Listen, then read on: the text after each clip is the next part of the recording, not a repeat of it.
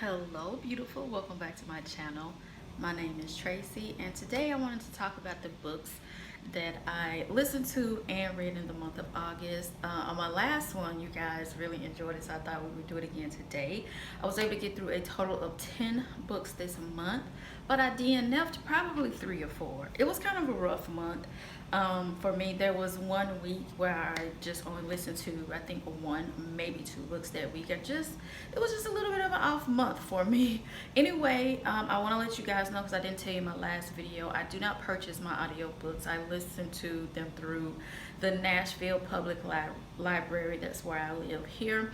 And so all of their audiobooks can be checked out the same way that a physical book can be checked out. For a new release, it's typically only 7 days. For a more popular release, it kind of sometimes like 14 days. And then for a book that is old, you can check it out for 21 days. So and then also when I'm not sitting at my desk working, because I do listen to my books on my work desktop computer, there's an app that you can download as well. It's called Libby, and it connects to your library. I just put in my library card and my PIN code, and that way the other day when I had to run a few errands and had to be in a car for a while, I was able to listen to my books that way as well. So it's been really cool to do it that way and not having to pay for them. So I just wanted to tell you guys that, because I don't think I told you that in the last video.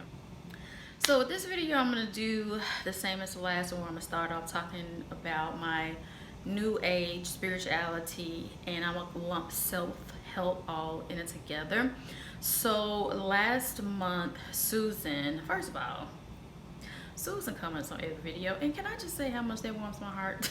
A lot of you guys comment on every video, like Ruby and Lauren, and so many of you guys always comment on every single video, and that just means the world to me, so thank you. But anyway, Susan suggested Creative Visualization by Shakti Gawain, and I actually listened to that book twice before I returned it. It was that good, and once I finished listening to it, I just decided that I wanted to purchase it. It's one of those books that I want to have in my home.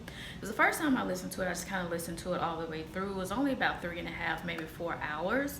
And then on that weekend, on Sundays, I try not to have anything to do on Sundays but just exist. And so I wanted to listen to it again on Sunday because it had prompts in it. So creative visualization, in my opinion, is the Cliff Notes version of The Secret, which teaches you the law of attraction.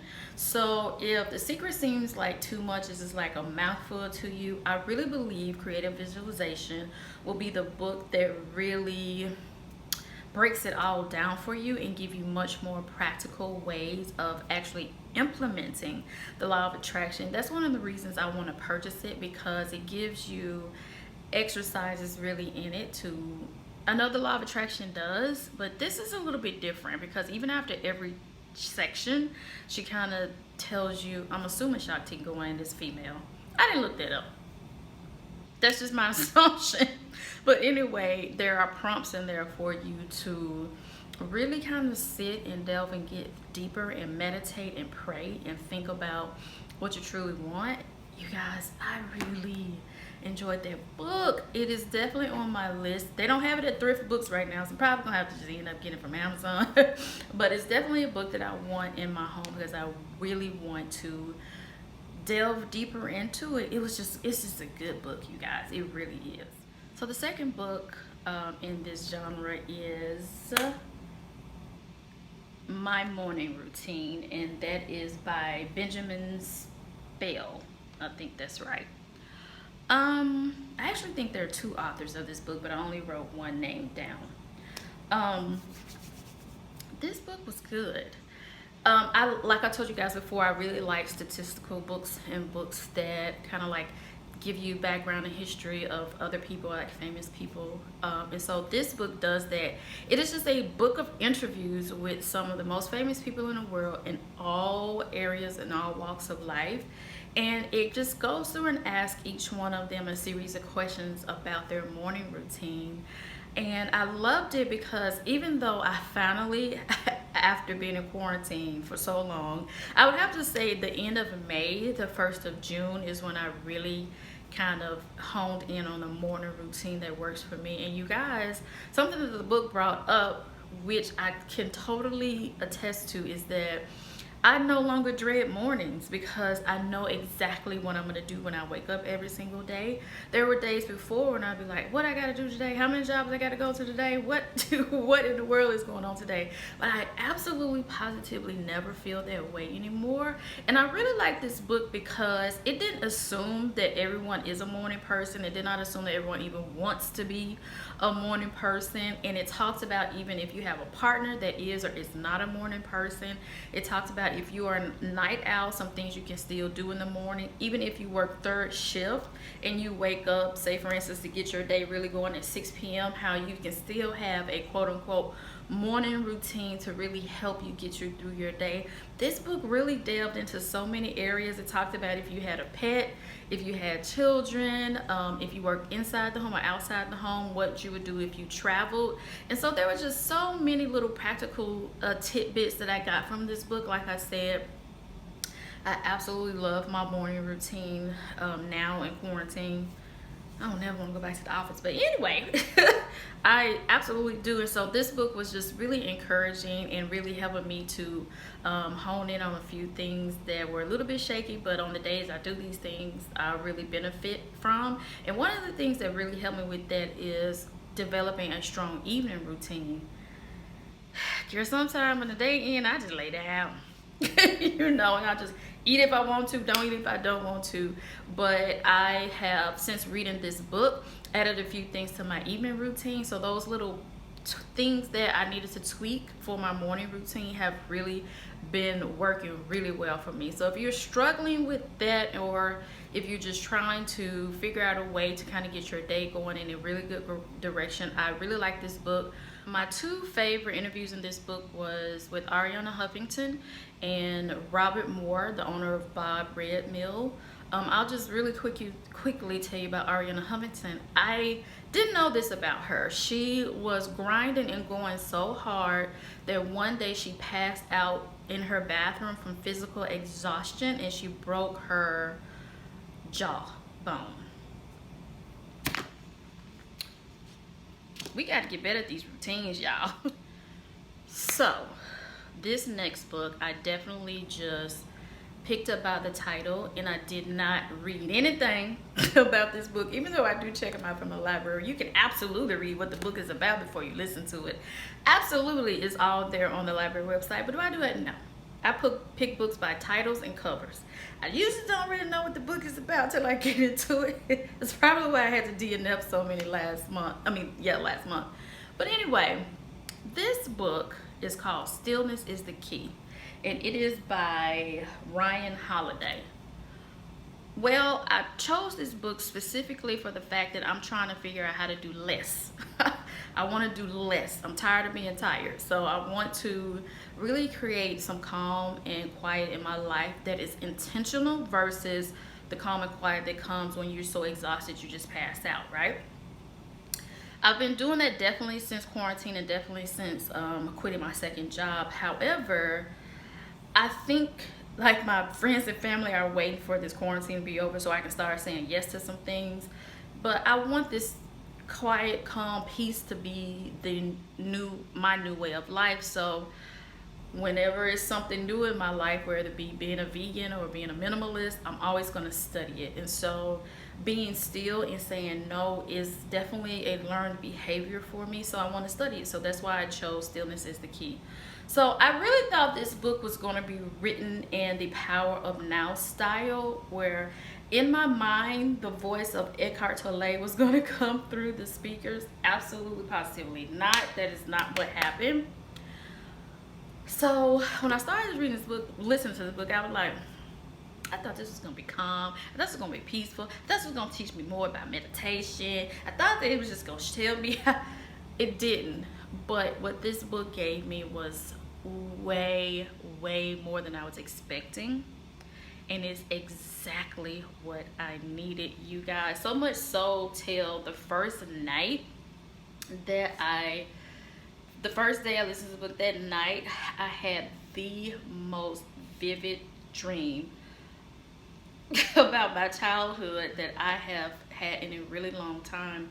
And I can definitely attest to it came from listening to this book, because this book, like the beginning of each chapter were like demands. Like the specific night I had that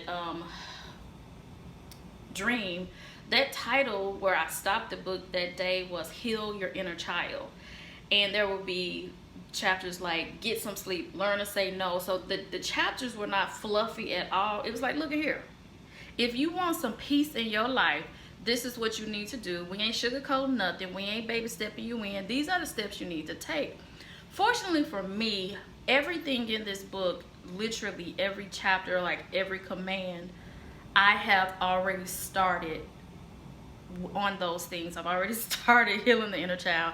I've definitely started saying no more. I've definitely started creating a morning routine. So this book was definitely what I needed to know that I was on the right track and not to waver. Also, it was just like my morning routines. This was filled with stories of famous people. Oh my goodness. I did not know this full story of Tiger Woods. This book goes deep into the full story of Tiger Woods and how by not being still, he could have ruined his life. I'm not going to say his life is ruined by any means, but he really could have ruined his life, and how by not healing that inner child, it just really led him on the path of destruction. That was the most interesting story in this book to me, and it made me want to be even stiller. But the story of President Kennedy was extremely interesting to me too, and it was talking about the Cuban Missile Crisis, which I really didn't know much about. But it's talking about how your life gets so just crazy and wild and stressful and busy, and if you don't take moments, if you don't take time to look at yourself and heal yourself in any area, then you just really gonna screw yourself up. And once again, I can truly attest to that by having these tumors that I have. I knew a couple of years ago that this side of my stomach was bulging out, but this side wasn't. And I even mentioned it to my cousin. I was like, for some reason, my right side of my stomach is bulging out, like the left side is not though. And she even said to me, do you have another tumor? And I said, I don't know. And then I went to work on them 2 jobs, and I just kept going and kept going and kept going until it got to a point where I could not ignore them. I couldn't keep up the pace I was going, and I couldn't work the 2 jobs anymore. So I can truly say that this book is speaking 100% facts, and it was such a beautiful reminder of, girl, you don't need to never do that no more again in your life. You have got to stop and pay attention to the things you need. So this book I definitely gave 5 stars to. It was just so good. Okay, I don't know. I listened to a lot of novels this month. It's really not like me. I'm really not really into like romance novels. I listened to quite a few, but I don't want to talk about those just yet. Hold on.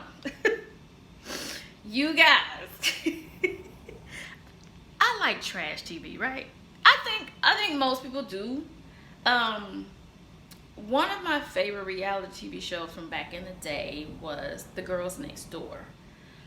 So Holly Madison, Hef's main girlfriend in the series Girls Next Door. If you don't know what The Girls Next Door is, it is a reality TV show about the Playboy Mansion, Hugh Hefner. And at the time, he had 3 girlfriends, Holly, Bridget, and Kendra. He had up to 7 girlfriends living with him at one time, at one point. So he always had all these women, young, blonde, not necessarily blonde, but young women around him. And Holly Madison wrote a book about her time at the Playboy Mansion. Let me tell y'all something. The book is called Down the Rabbit Hole, Curious Adventures and Cautionary Tales. I think it's some more words in there, but anyway, that's all I wrote down. I I love trash sometimes. This book I listened to in a day, and I really think it was like 8 or 9 hours. And I typically don't sit at my desk that long, you know, without getting up and doing like pausing a book or doing something else. But I stayed, like, if I went to the restroom, I paused the book. If I went in the kitchen, I kept the water low. I kept all the sounds low so I could still hear it. Y'all, Holly is extremely petty.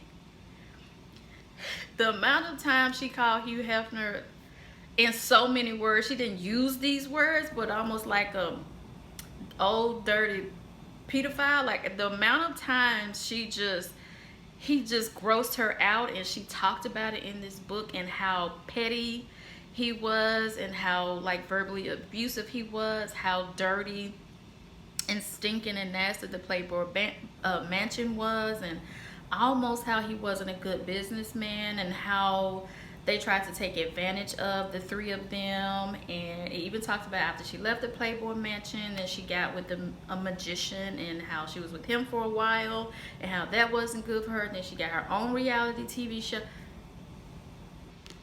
Holly's saying some stuff.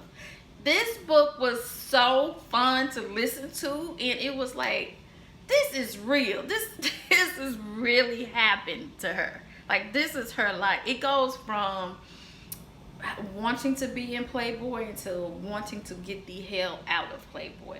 Y'all, it is a really trashy, interesting, fun. It was a good palate cleanser for me, because sometimes books get a little bit heavy. You go from one book back to back to back, and it's like, whew, I need a minute to not think. This book was a really good palate cleanser to get all of that emotional work I was doing out of the way. That book was something else, y'all.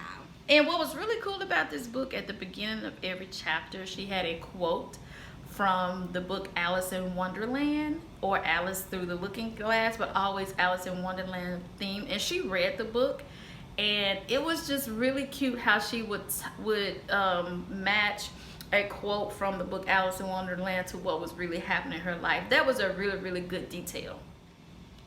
Okay, so let's get into some novels. This first novel I listened to was not a, well, I don't think it would be considered a romance novel. No, it could be. I'm not good at knowing what books are. There are so many booktubers you can listen to that are good at these things, but I just like talking about books that I read. Anyway, this book was called An American Marriage. Once again, I picked the book by the cover. It was a pretty cover, turquoise and gold. I don't care that it was a part of like the Reese Witherspoon or Oprah Winfrey's book club. That means nothing to me. But I had heard about the book, but I didn't know anything about it. So I thought the book was, I'm gonna be honest, I thought this book was gonna be about a middle-aged Caucasian couple in the middle of America somewhere. It's not. It is about a young black couple and how the husband is wrongfully accused of a crime. This is fictional. He did not commit, and he ended up in jail, and it just goes through what their marriage goes through while all of this is happening to them. This book was really good, you guys. I really thoroughly enjoyed this book. I'm sure the surprise element of what it was about really got to me, and the background story of their lives. Like, the husband had a mother and father that were married. The wife had a mother and father that were married, but the way their families were married and together was interesting, because everything just looks so simple, you know, on the outside. Like, they have parents that are married, so then they're going to get married because that's what they know. Well, the mom and the dad on the man's side, the husband's side, that man that was his father wasn't his real father. It's interesting. It was interesting how that all played itself out and all that kind of stuff. And then on the wife's side, or the girl's side, her mom and dad were married, but her mom had had an affair with the dad while he was married to someone else. And then they ended up getting married and staying together. So it just was all, it was just all interesting to me. So it was really, even though it was about their marriage specifically, it was about their parents' marriages too, and how potentially it influenced their lives. It was a good book. I liked it. I really did. Y'all remember last month when I told y'all about the book The President is Missing, and then I told you somebody in my reading group said that there was another book called The First Lady. I listened to The First Lady, y'all. It was good too. It's also by James Patterson. He has a collaborator, but I didn't write the person's name down, but I'll pop it up on the screen so you can see it. Okay, let me tell y'all something about this book, The First Lady. She showed up in this book very infrequently. Like, it was about her. The entire book was about her, but she was definitely not the main character. The main character was the head of the Secret Service as far as the White House detail goes. Y'all, it's another female assassin in this book. Y'all know I love it. I don't know why I love female assassins. Just a badass chick just really excites me. Anyway, there's another female assassin in this book. And, you know, it's just some real this is a fictional book, but it's just some real shady people in the government. I don't care how fictional this book is. It's just shady people in the government. Y'all, they was trying to have the first lady killed. They were trying to have the first lady killed. This book was about 3 women. It started off being about the mistress of the actual president, who is not the same president in the book The President is Missing. So this is a different president. So he gets caught with his mistress out of town. So it kind of follows the mistress around and how horrendous that is for her, because y'all know the paparazzi is relentless. Then the second character is the first lady, the president's wife, and then the third female character is like I said, the lady of the Secret Service. But then I would have to say it's the fourth character too, about the female assassin. I know I'm not explaining this book to y'all good, because it did get a little, you know, wild up in that thing. But I really liked this book, and I liked who the female assassin killed at the end. It was a good book. She was killing people. But I really liked it. And yo, the first lady really got over on the president. He was just not good to her, and he was actually planning on divorcing her, y'all. And she got over on that man. She was way smarter than him. That was a fun read too. That was just as fun as Down the Rabbit Hole. So I found myself very involved in the Reluctant Royal series by Alyssa Cole. There are a total of 5 books in the Reluctant Royal series. There's the 1, then a 1.5, then a 2 and a 2.5, and then a 3. So I read 1, 2, and 3. I haven't read the ones in the middle. I'll go back to do those later on, probably this month. But this is a really, really cute series. The first one was A Princess in Theory, and this is about Letty, and she is living her life in New York. Her parents died when she was really young, so she grew up in the foster system, and she's working on her PhD, and she has a best friend named Portia, and she starts to get these emails from a small country in Africa saying that she's the betrothed of the prince, and she's like deleting them and, you know, just like not paying attention to them. And the person who's sending the emails are getting a little bit more aggressive, and then finally one day she just tells them to F off. And so she's at work, like on her second job, and there comes in a guy who happens to be the prince, but he doesn't say he's the prince, and he just kind of starts working with her, and he's terrible at it because he's a prince. And so it all kind of comes out who he is. And she is working, I think she's working in like in an infectious disease type of part of her PhD.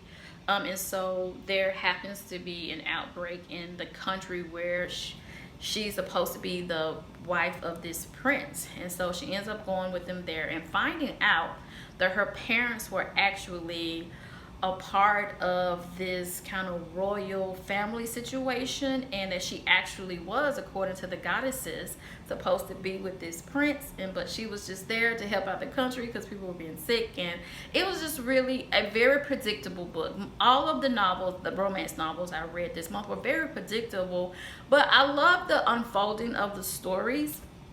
And so I really enjoyed how this one turned out. She and Portia got into a fight, which is her best friend. They got into a fight in the middle of the book, but then Portia kind of comes to her rescue at the end. And so that was able to be tied up. So I really thought it was a really, really cute book. So the reason I brought Portia up, because the second book was A Duke by Default. And this book is centered around Portia. So I couldn't figure out when I was listening to A Princess in Theory how she would tie a series into it, because it seemed so kind of almost just like one person, and you know, it was so focused on Letty in the first book. But the second book was about Portia. She kind of did something really shady to Letty in the first book, and she just kind of found herself lost through life. Like, she has a twin sister that is better than everything than she is, and her parents dote on and love the twin sister because the twin sister is so successful, but she's just flailing in life. Like, she just can't get herself together. So she decides to go to Scotland and make swords. And I like these books because they are set in modern times. So they're talking about Instagram, but they don't use the term Instagram.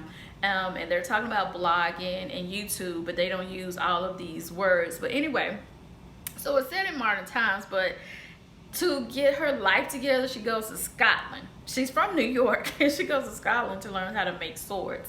And so when she's in Scotland, she meets, she's an apprentice of a sword maker. And so he doesn't want her there. She's an American, you know, she's very much herself, and he just kind of pushing her away, but partly because at some point he begins to fall in love with her, and she finds out through doing work for the castle that they all live in that he is actually a duke. And so it goes through on how she kind of she trains him because she knows she's rich, you know, she's in like the upper class, so she knows how to deal with rich, spoiled people.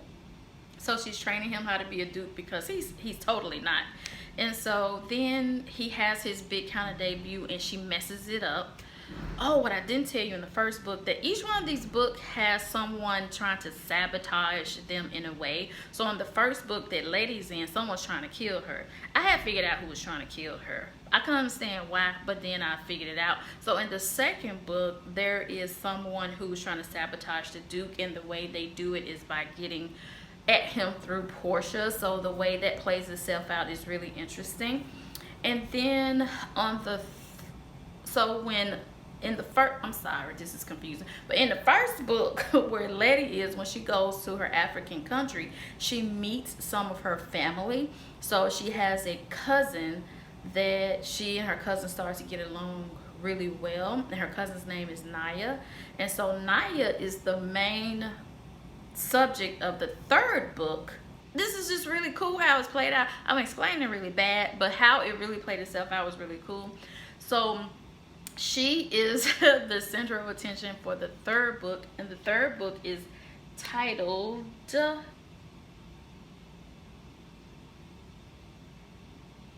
A Prince on Paper. So in each book, so in the first book, there are several characters introduced, and they kind of play out throughout all three of the books. And it's interesting to see how the author puts them all together. So in this third book, Naya is very sheltered.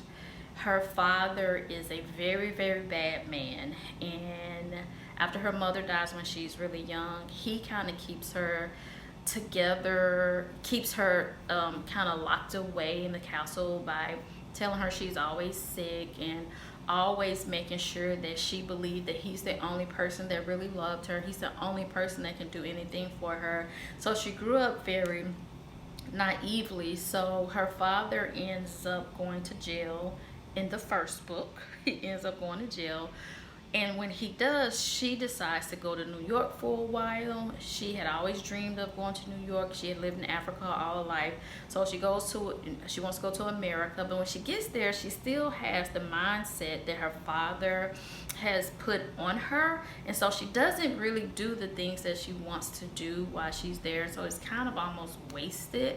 So then she decides that she's going to go back to her country in Africa where her cousin is. And also her cousin is about to get married to the prince from the first book. And so she goes back there and she meets kind of the bad boy of the princes in the first book.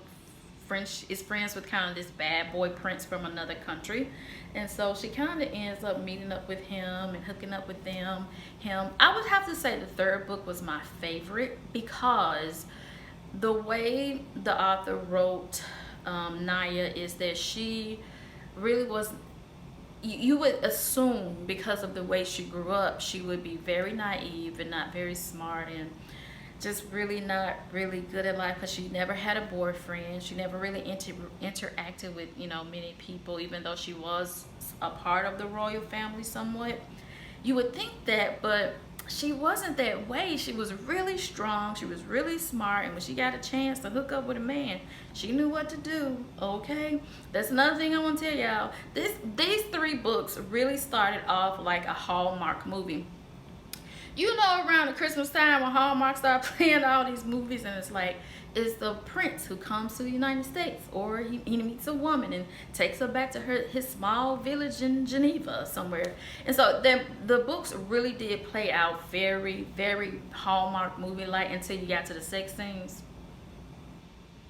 It was not Hallmark no more. It wasn't Playboy or Hustler, but it wasn't Hallmark either, okay? So I do want to make her aware of that. And so she knew what to do. First time and everything, she knew what to do. And I just really liked the third book the best and how it all came together.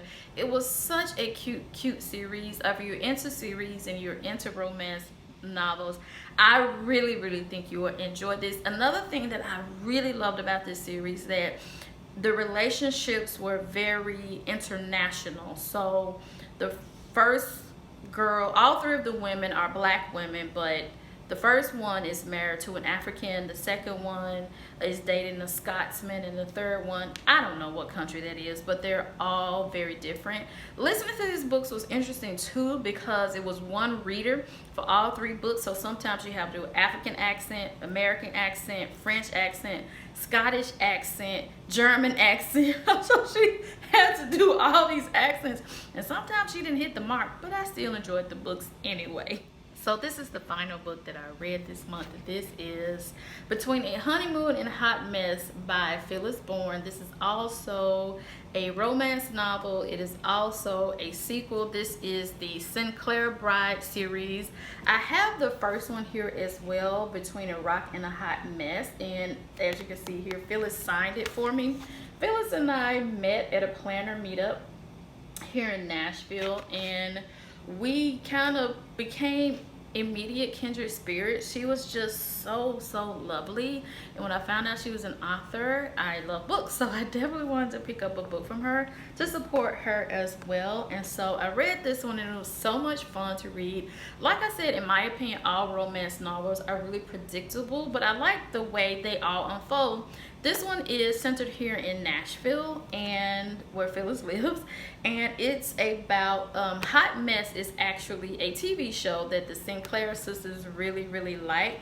So Riley is the main focus of this book, and the main focus of this book is Hope, which is Riley's younger sister. And Hope has really lived, they call her Miss Priss, and she has really lived a prim and proper life. Hope eats her hamburgers with a knife and a fork, and she just really kind of is prim and proper. Her sister Hope and their best friend Plum, her name is Sugar Plum, but they call her Plum, are always teasing her about being so prim and proper. And Hope is about to get married when she walks into her fiance's office, and he's having sex with someone. So she's just like, she's not gonna do it, but she is on her way to Las Vegas to her older sister Riley's wedding that's in the first book, and she's just having kind of flashbacks of an old flame, and she saw an interview of the star of Hot Mess who they all really love, and so she's watching this interview, and the actress is talking about how confidence is how she was able to create this character and be so successful in Hollywood. And it just goes on to where she meets someone and she's confronted with the life she has versus the life that she really wants. And because they're in Las Vegas, she accidentally gets married. Like I said, you know exactly what's going to happen. You know exactly what all the characters are going to do. But to see them unfold is really cute. And I love these two books because they are in Nashville, and you can kind of see in your mind the areas that Phyllis could have been writing about. So I just think it's really neat, and I can't wait to see Phyllis again, and I'm gonna have her sign this copy for me as well. That is everything that I listened to and read in the month of August. These books are kind of jumbled up in my head and I have a lot going on at work and in my personal life right now, so I really hope y'all understood what I was trying to say. If you didn't, feel free to ask me any questions in the comment section. I appreciate you so much for watching today's video, and I'll see you in the next one. Bye, beautiful.